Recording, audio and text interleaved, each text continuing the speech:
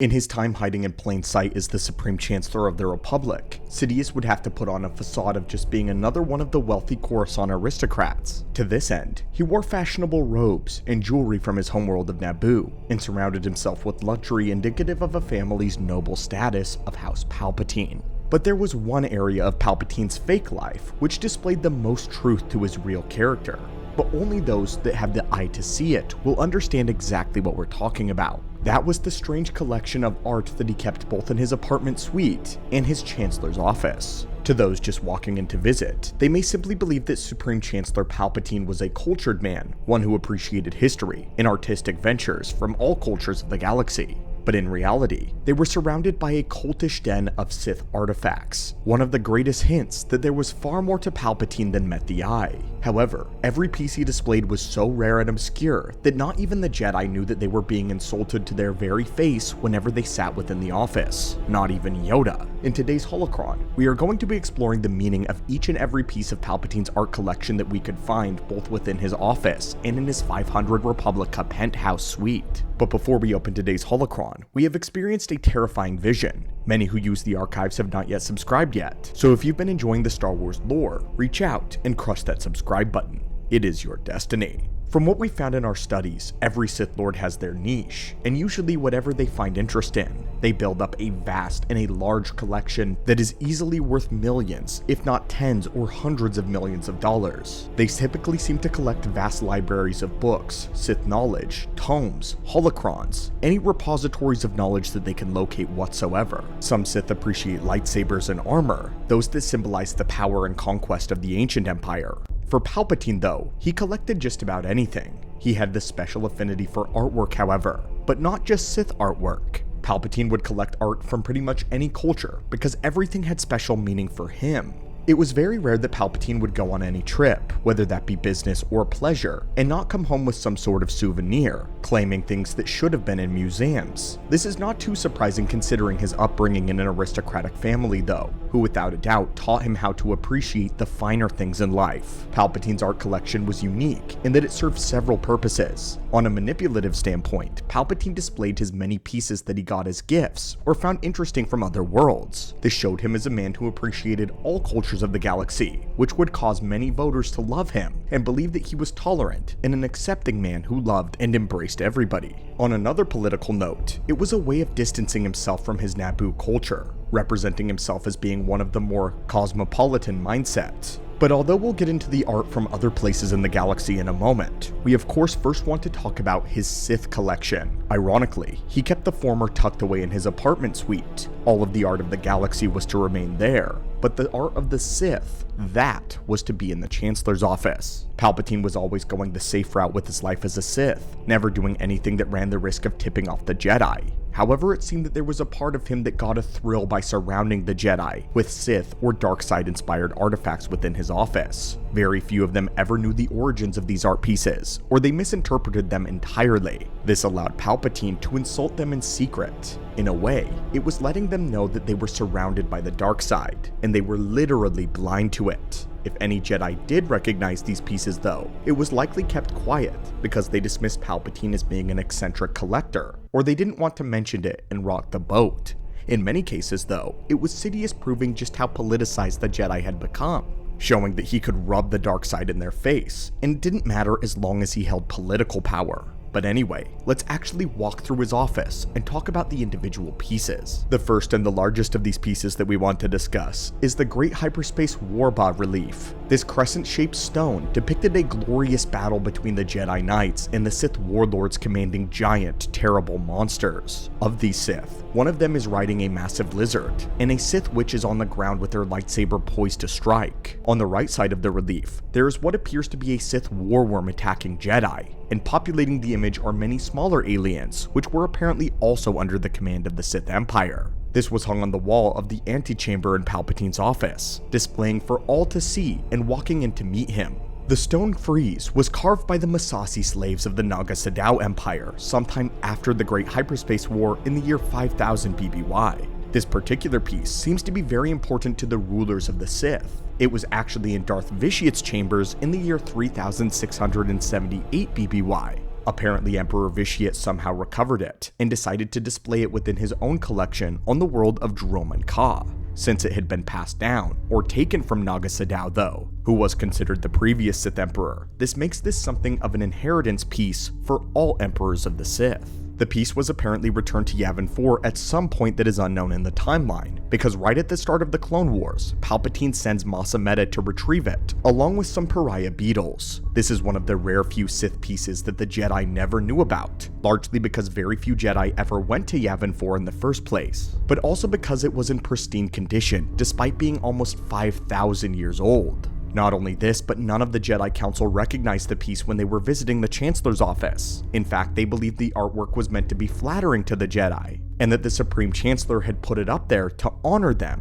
In reality, it was a statement of Sith superiority, that no matter how much the Jedi tried, they could never truly stamp them out, and that soon, Palpatine would be Emperor again. Dotting various points in the office, this is where the large Brosnium statues of the four sages of Dwartii are held. These beings were philosophers, lawmakers who possessed great influence during the days of the Great Galactic Republic. When it was in its infancy, they hailed from the inner realm world of Dwartii, and even though they were hailed as arcane wisdom and legal acumen, the four of them were actually controversial figures. Their views and decrees were regarded as coldly unsparing and harsh, particularly regarding alien species and those joining the Republic. The statue of Feya, one of the four, wore a pointed hood and is depicted as crossing his hands to pull his cloak together around himself. The statue of Yanjon was shown with one hand in his opposite sleeve, and the other hand on top of his arm, pointing upwards, and as well wore some sort of flared hat.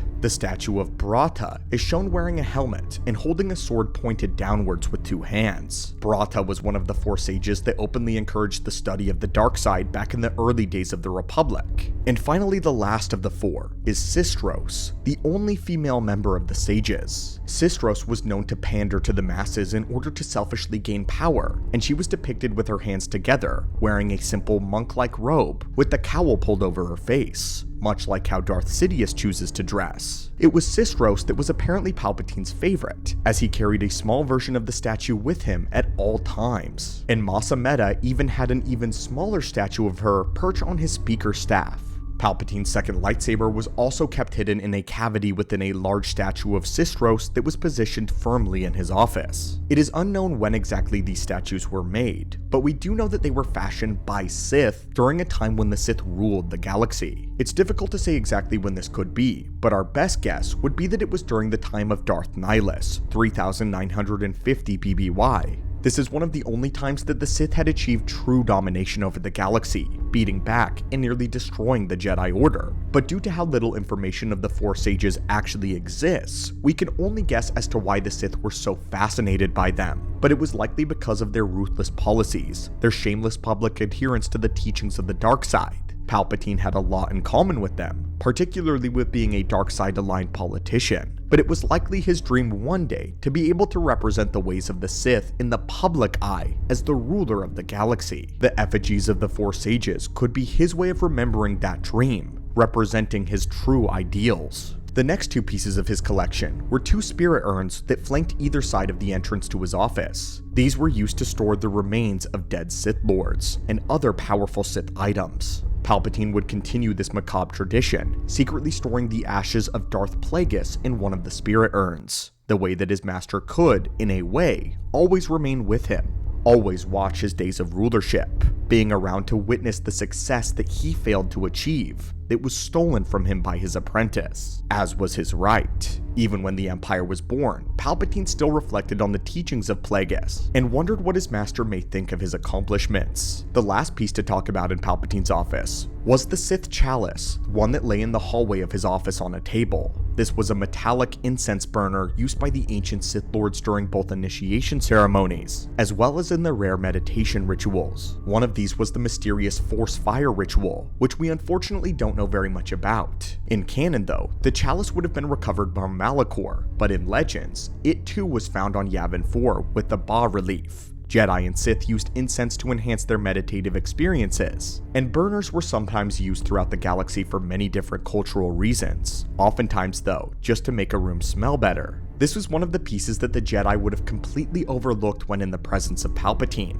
However, the contents of the chalice was a mystery to everyone except for the Dark Lord. He had filled it with the rare Korribanian incense, obviously from the Sith world of Korriban. This was extremely rare, as all travel to the Sith homeworld was forbidden on the orders of the Jedi. We doubt that Sidious actually burned away any of the incense for his own purposes, other than perhaps to smell it for himself. It is likely to him a piece of ancient Sith history. Traveling outside of his office and into his home, we can now discuss the cultural pieces that Palpatine kept in his penthouse. During his extensive traveling prior to his tenure as Naboo's representative, Palpatine had gathered many foreign objects of fine art. He had also been gifted many pieces by adoring peers in the Senate. The Quarren senator, Tychus, gifted him 3 very large pearls from the deep seas of his homeworld, the world of Mon Cala, or Dak. These pearls were highly prized and were held in cup-like ends of polished, fossilized trumpet weed. Interestingly, the Quarren was only a member of the Republic Senate until the Clone Wars began,